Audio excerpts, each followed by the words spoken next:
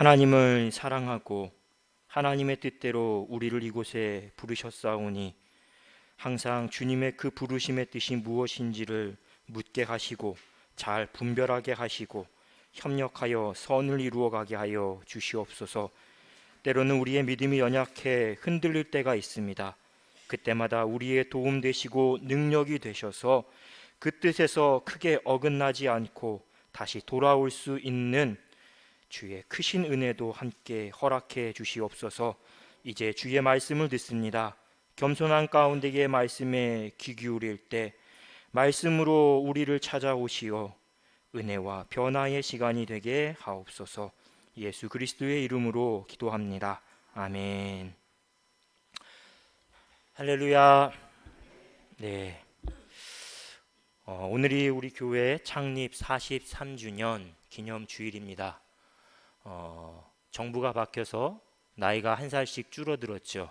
그래서 제가 올해 41살인데 저보다 2살 많습니다. 우리 교회가 43주년이니까요.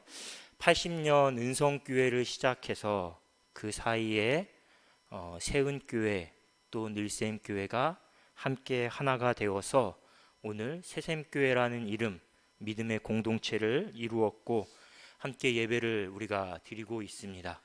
교회가 참 많은 시대입니다. 카페, 미용실에 이어서 치킨집보다 편의점보다 교회가 더 많은 시대입니다. 그런데 교회가 많은 만큼 선한 영향력들이 늘어나야 되는데 커져야 되는데 그렇지 못해서 교회에 대한 비판도 더 커진 시대이기도 합니다. 그래서 때로는 이런 시대를 살고 있다 보니 우리 그리스도인들조차도 교회를 소중하게 생각하지 못할 때가 있습니다. 함부로 말하고 또 아주 별거 아닌 것처럼 여길 때도 있습니다. 그런 모습을 우리가 보기도 하고 우리 스스로도 그런 모습을 가질 때가 있습니다. 하지만 이 땅의 교회들은 세상의 어느 공동체보다 집단보다 가장 존귀한 공동체인 줄 믿습니다. 왜냐하면요, 교회, 이 교회라는 이름부터 또 교회의 뿌리가 되는 신앙 고백부터 모두 예수님에게 출발하기 때문입니다. 베드로의 주는 그리스도시요 살아계신 하나님의 아들이십니다 라는 이 고백을 주님이 들으시고 말씀하셨죠. 내가 반석 위에 내 교회를 세우리니 음부의 권세가 함부로 하지 못할 것이다. 그렇게 말씀하셨습니다. 이것이 교회의 뿌리, 교회의 시작입니다.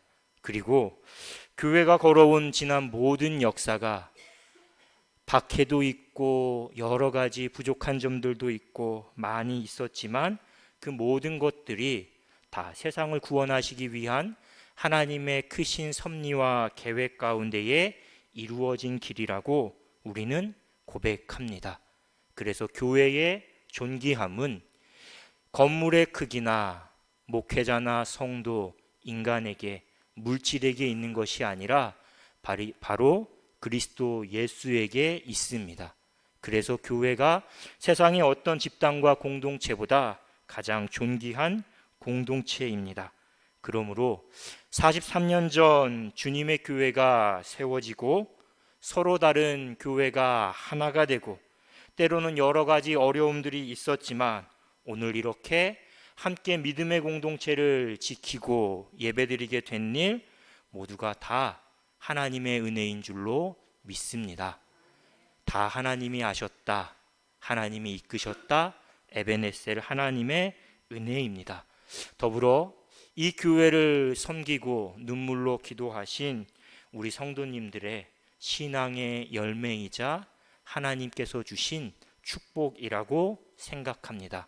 교회를 통해 주시는 하나님의 크신 은혜가 앞으로도 우리 성도님들 가운데 늘 넘치기를 축복합니다.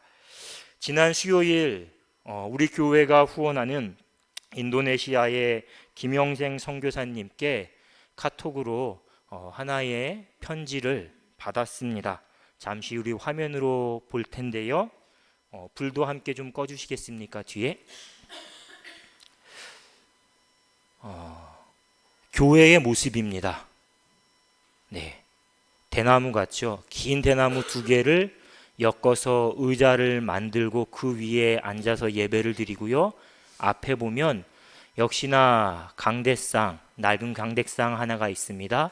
교회 벽면도 똑같이 대나무 같은 교회로 세웠습니다. 넘겨주시겠어요? 네, 교회를 건축하고 있는 모습입니다. 역시나 우리가 보기에는 너무나 허름하고 너무나 뭔가 많은 것들이 부족해 보이는 모습이고요. 넘겨주시겠어요? 네, 성도님들이 직접 교회를 세워가는 모습이고요. 보면은 목회자의 사택을 짓는다고 하는데 사택도 역시 어떤 모습일지 우리가 짐작할 수 있습니다. 넘겨주시겠어요? 그 목회자의 사택이 우리 여러 성도님들이 보시기에 오른쪽이 이제 김영생 선교사님이고 바로 옆에 이렇게 수염 나신 분이 아마 토딩 목사님이시라는 분 같은데 오토바이로 주일이면 6시간을 오토바이 타고 교회 3곳을 돌면서 예배를 인도하신다고 합니다. 아마 저 목사님의 사택을 건축하는 것 같습니다.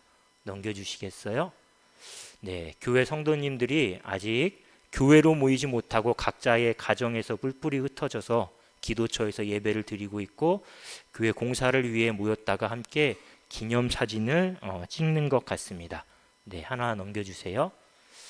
네, 이거는 선교사님의 마지막 짧은 편지였는데요.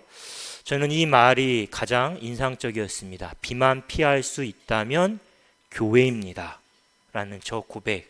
그리고 박해로 초대교회 예루살렘 교회가 곳곳에 뿔뿔이 흩어졌을 때 사마리아 성에 갔던 빌립 집사를 통해 그 성에 놀라운 기적들이 나타나고 하나님의 기쁨이 영광이 이곳에 임했다라고 고백했던 그 성경 말씀을 인용해 그 성에 큰 기쁨이 있더라 라는 말씀으로 고백하는 저 고백이 제게 큰 도전과 감동이 되었습니다. 네, 됐습니다. 감사합니다. 이렇게 먼 타국 땅에서 열악한 환경 속에서 선교사님과 또 현지 목사님, 성도님들이 함께 교회를 세워가는 모습을 보면서 교회란 무엇인지 또 우리가 주님의 교회를 어떻게 섬겨가야 하는지 큰 도전이 되고 또 물음이 되었었는데요. 이 사진을 보면서 저는 어린 시절 저의 교회 생활이 떠올랐습니다. 제가 초등학교 6학년 때 제가 다니던 교회도 처음 교회를 건축했습니다.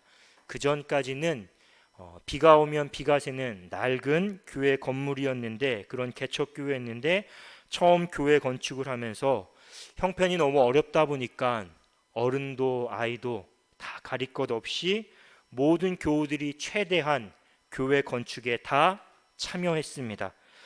당시 교회에서 제일 많이 불렀던 찬양, 예배와 모임 때마다 늘 불렀던 찬양이 아직도 기억이 나는데요.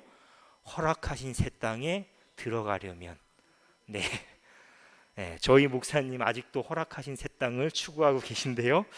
허락하신 새 땅에 들어가려면 이 찬양을 늘 불렀습니다. 어린 저도 초등학교 6학년이었는데 학교를 끝나면 곧장 교회 건축하는 곳으로 달려가서 벽돌을 계속 날랐던 기억이 있습니다.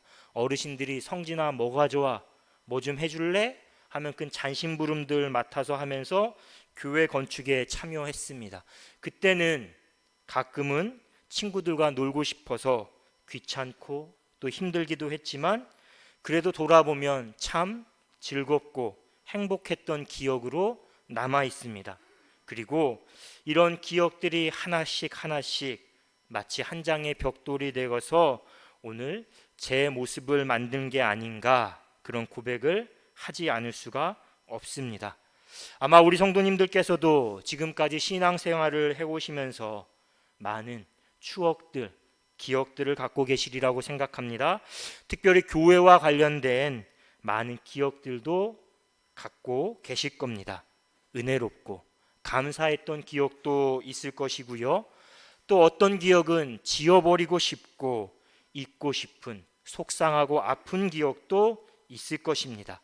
중요한 건 좋은 기억이냐 나쁜 기억이냐 어느 게 더 많냐라는 것도 아니고요. 또 나의 좋은 기억이 나의 나쁜 기억이 어떤 일이었고 그것이 누구와 연관된 일이었나 그것도 아닙니다. 중요한 건 마치 씨줄과 날줄의 교차 속에서 한 벌의 옷이 지어지는 것처럼 하나님께서 때로는 좋은 기억으로 때로는 아쉽고 속상한 기억으로 이 두 기억의 만남과 교차 속에서 지금 현재 우리의 삶을 하나의 건물로 지어가셨다. 지금의 교회를 세워 오셨다라는 것입니다. 그러므로 오늘 창립기념주의를 맡은 우리에게 혹시라도 후회하는 마음, 아쉬워하는 마음, 또 속상한 마음, 원망의 마음이 있다면 주님 안에서 모두 다 비워낼 수 있기를 축복합니다.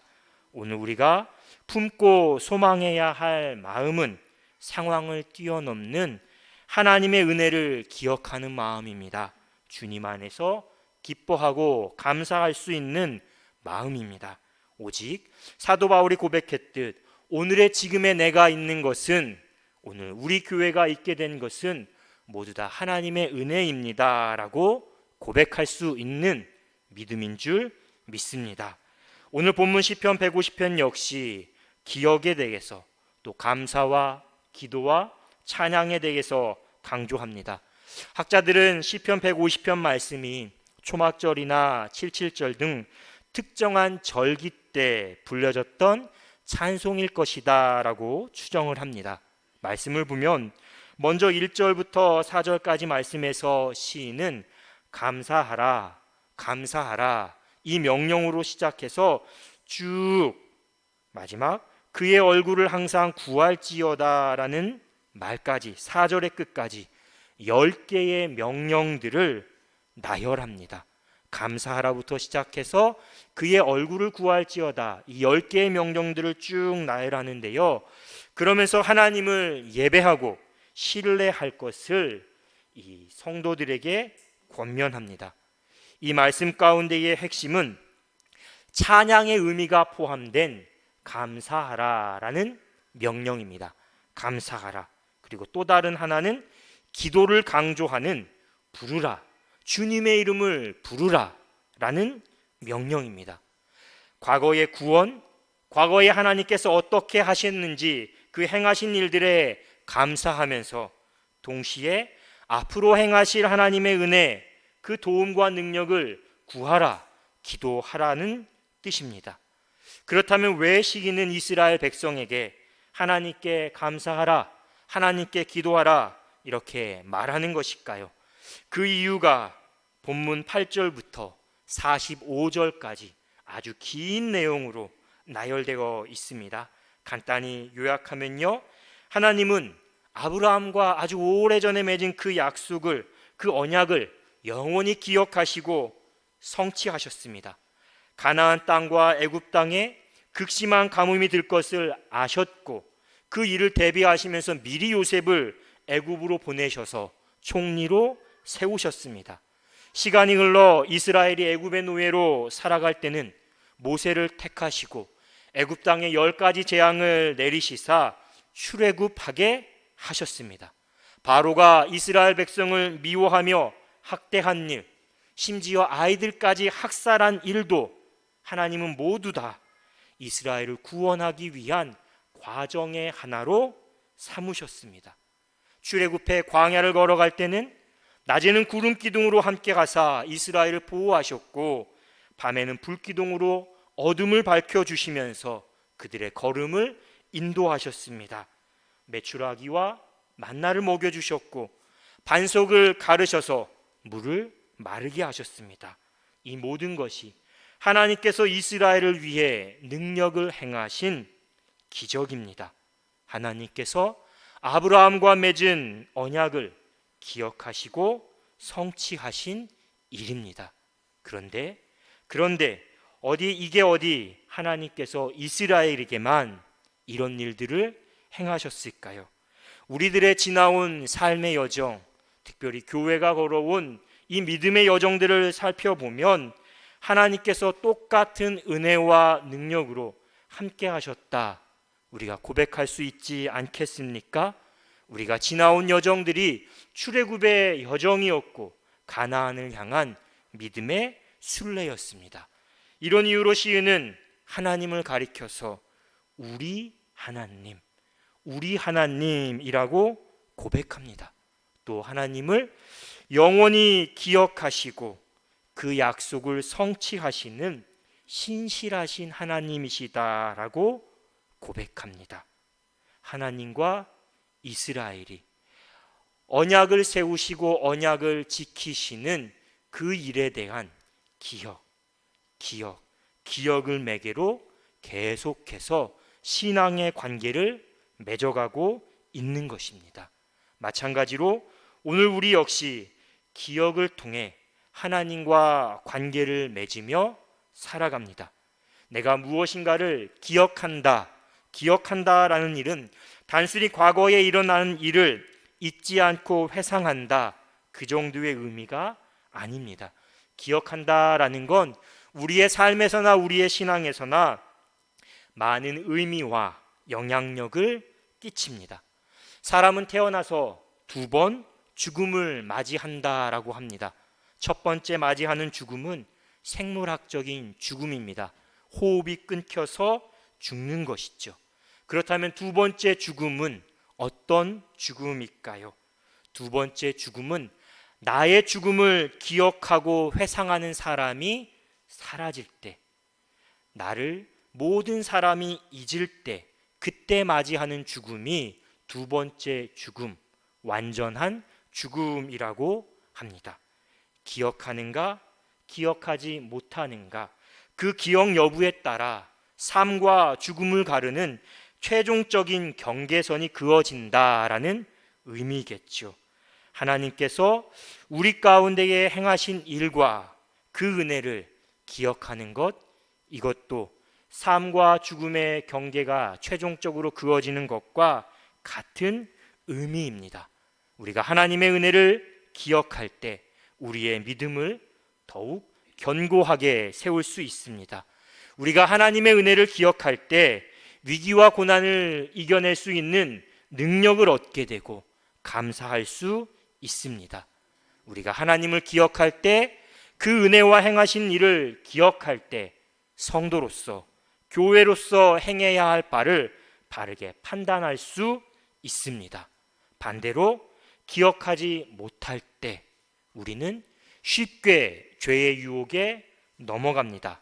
낙심과 절망에 빠질 수도 있고 똑같은 잘못을 되풀이할 수도 있습니다. 이렇듯 우리의 삶이 기억 여부에 따라서, 우리의 신앙이 기억 여부에 따라서 크게 달라지기 때문에 우리의 삶이 그렇듯 우리의 신앙 역시 망각과의 싸움, 기억 투쟁이라고 할 수 있습니다. 그런데 감사하게도 하나님은 우리에게 기억하라 이렇게 명령만 하신 게 아닙니다. 우리가 하나님을 기억할 수 있는 수많은 기억의 장치들을 마련해 두셨습니다. 예를 들면 안식일, 안식년, 희년, 그리고 이스라엘이 지키는 3대 절기, 유월절, 칠칠절, 초막절이 기억의 장치, 그 대표적인 예라 할 수 있습니다. 예를 들면 초막절은 이스라엘이 광야 40년의 여정을 기억하는 절기입니다. 광야길을 걸으며 초막에, 장막에 살았던 그때를 기억하고 광야 동안 베풀어 주신 하나님의 은혜를 기억하는 절기인 것이죠. 지금도 초막절이 되면 유대인들은 온 가족이 편안한 집을 두고 밖으로 나가 일주일 동안 초막에서 생활합니다. 그렇게 되면 아이들은 자연스럽게 부모에게 묻겠죠. 엄마, 아빠, 왜 집이 아니라 이 초막에서 우리가 일주일 동안 지내야 합니까? 물을 것입니다. 그러면 부모는 아이들에게 초막절이 왜 어떻게 시작되었는지 초막절의 유래와 의미에 대해서 알려줍니다. 그렇게 절기를 지키게 되므로 부모와 자녀 세대 모두가 다 출애굽의 하나님을 기억하고 하나님께 감사할 수 있게 되는 것입니다. 동시에 자연스럽게 자녀들에게 신앙의 기억과 우리는 하나님의 백성이다라는 정체성까지 전승하게 되는 것입니다. 마찬가지로 우리가 주일마다 교회에 모여서 예배를 드리는 건 역시 하나님께서 우리에게 주신 또 하나의 기억의 장치입니다. 일요일, 주일이기 때문에 교회 가는 날이기 때문에 그냥 교회에 모이는 게 아닙니다. 우리가 주일을 기억하고 기념하면서 예배를 드리는 건 예수님께서 우리의 죄를 대신해 십자가에 달려 돌아가시고 사흘 만에 부활하셨기 때문입니다. 그 주님의 십자가 사랑, 십자가 은혜, 부활의 능력을 기념하는 날이, 기억하는 날이 바로 주일인 것입니다. 잠시 후에 우리가 행할 성만찬도 마찬가지입니다. 우리를 위해 찢기신 주님의 몸, 우리를 위해 흘리신 주님의 피를 기억하고 기념하기 위해서 성만찬을 행하는 것입니다. 이를 위해 주님께서 직접 성만찬을 제정해 주셨습니다. 이처럼 우리는 기억의 장치를 통해서 함께 주님의 은혜를 기억하고 기념합니다. 이뿐만이 아니라 주일 예배와 성만찬, 또 우리가 함께 교회에 모여 나누는 교제, 수많은 대화와 만남과 눈빛 속에서 하나님께서 우리에게 새롭게 베풀어 주시는 은혜를 경험하게 되고 나누게 됩니다. 그리고 그리스도 안에서 그렇게 연결되고 하나가 되어가고 온전한 성도, 온전한 교회로 함께 세워져 가게 됩니다. 사랑하는 성도 여러분, 이제 말씀을 마치려고 합니다. 말씀을 마치며 한 가지 질문을 성도님들께 드리겠습니다. 교회란 어떤 공동체일까요? 우리 성도님들이 바라고 기도하는 교회의 모습은 어떤 교회입니까? 저마다 다양한 생각과 바람들을 갖고 계실 것입니다. 반대로 기대에 미치지 못하는 교회의 모습을 보면서 때로는 답답함을 느끼시기도 하고 많은 고민과 걱정도 하시리라 생각합니다. 저 역시 교회에 대한 여러 가지 기대와 계획들을 갖고 있습니다. 기도의 제목들을 갖고 있습니다. 하지만 때로는 걱정이 지나쳐 저도 모르는 사이에 우울한 마음에 사로잡힐 때도 있습니다.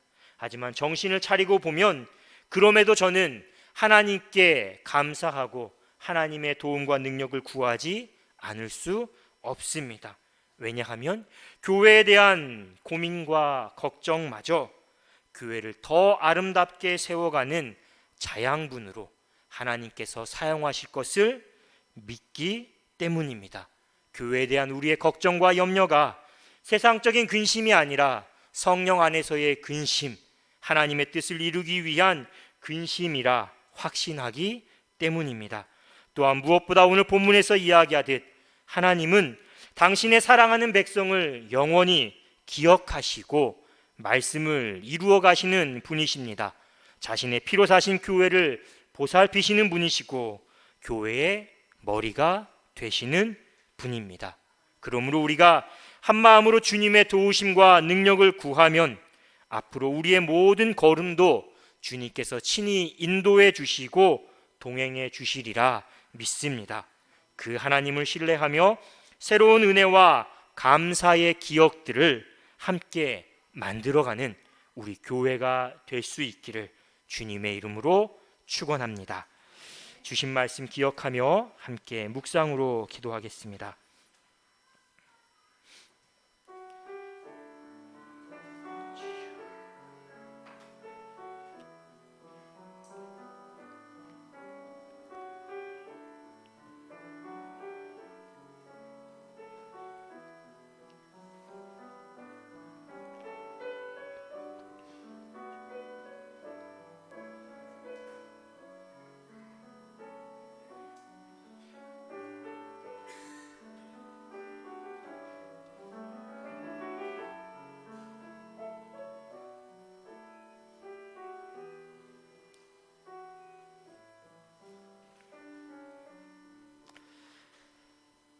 교회의 주인 되시는 하나님, 43년 전 우리 교회를 세우시고 지금까지 에베네스 은혜로 함께 하신 네 감사드립니다.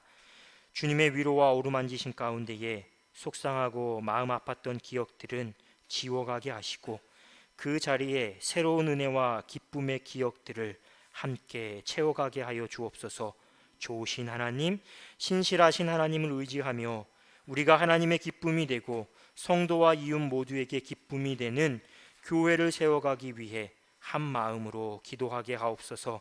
믿음의 분량대로 봉사하게 하시고 사랑 안에서 교제하게 하시고 모든 성도가 그리스도 예수를 닮아가는 성숙한 교회가 되게 하여 주옵소서. 예수 그리스도의 이름으로 기도합니다. 아멘.